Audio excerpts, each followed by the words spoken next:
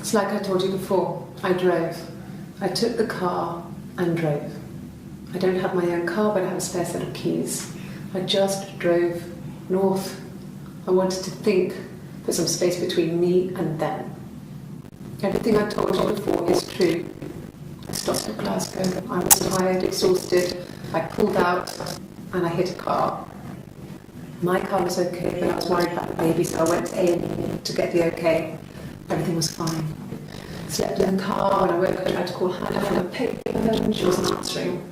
And then I decided to drive back.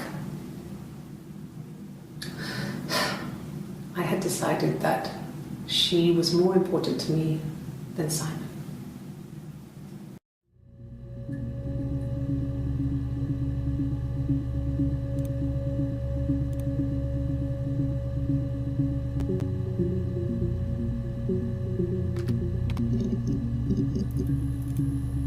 Yeah, I've been round to Doug and Eleanor's and they're very worried. I feel sorry for them.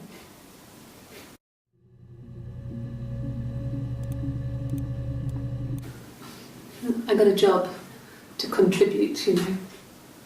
Doug knew someone and I got a job as a dinner lady at the primary school. They said it didn't matter if I could cook or not, just don't poison the kids. So you see, it's always been complicated between me and Simon. It's never just been the two of us, there's always been pressure.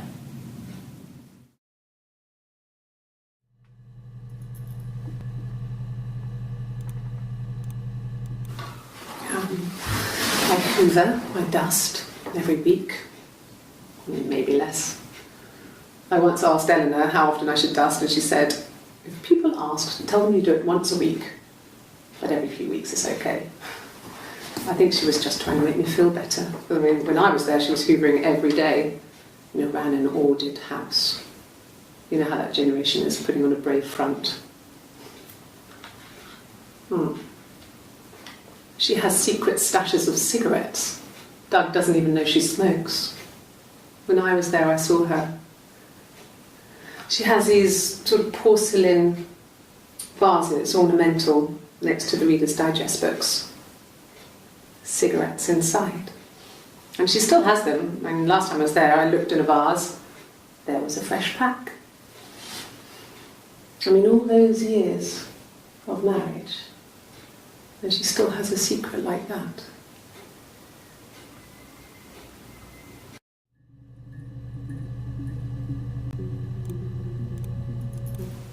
Okay. I parked up in the street. It was busy, so I had to park down the end of the road. Walked up, knocked on the door, no answer. I took my keys out of my bag and unlocked the door. The main lock was unlocked. You can tell because the key doesn't turn when you try to turn it to the left. I walked in. Simon's coat wasn't on the peg. I couldn't see his shoes in the shoe rack. I shouted out. I walked straight into the kitchen because he usually sits in there to have a cup of tea and read his paper. But he wasn't there. I touched the kettle, it was cold. I looked quickly in the living room, nothing. So I walked upstairs to the bedroom and he wasn't there. I didn't search for him because it was pretty clear he wasn't there. I had a shower, the phone rang whilst I was in the shower. I didn't answer it, I think it was Eric.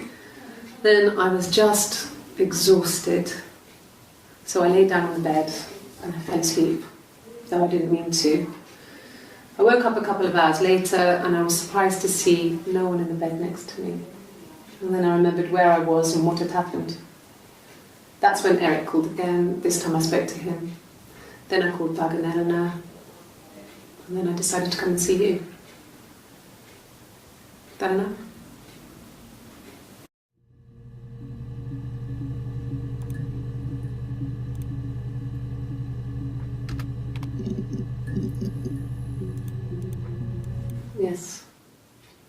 with Eleanor at least once a day. Not that there's anything much to say. It's more just...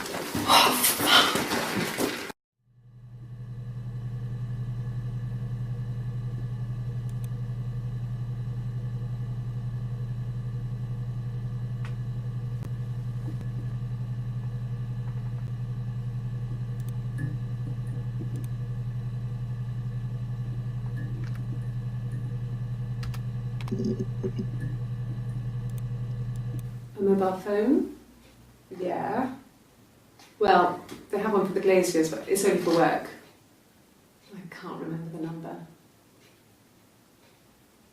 Oh, it's in the kitchen. I saw it plugged into its charging cradle.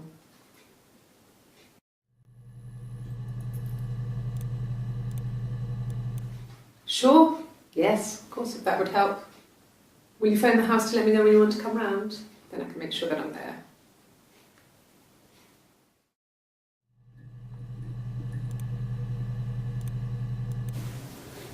I mean, I don't know.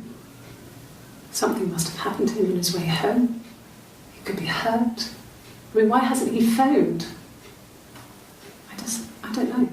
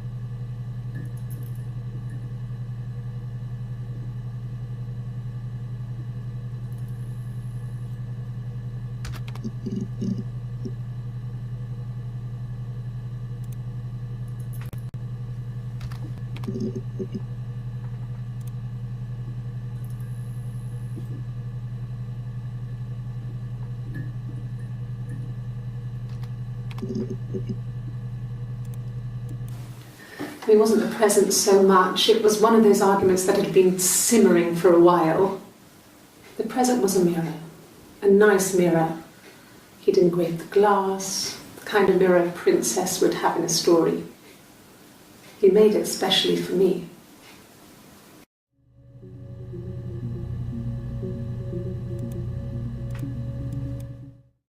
The mirror.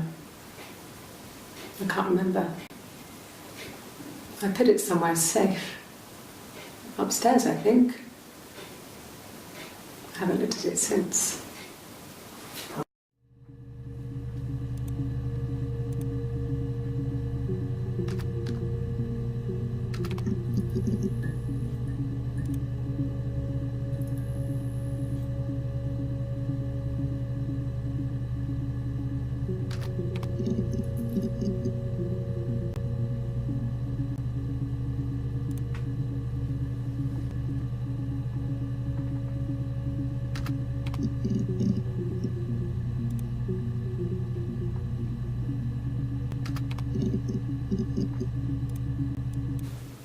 Could the hairs have come from somewhere else?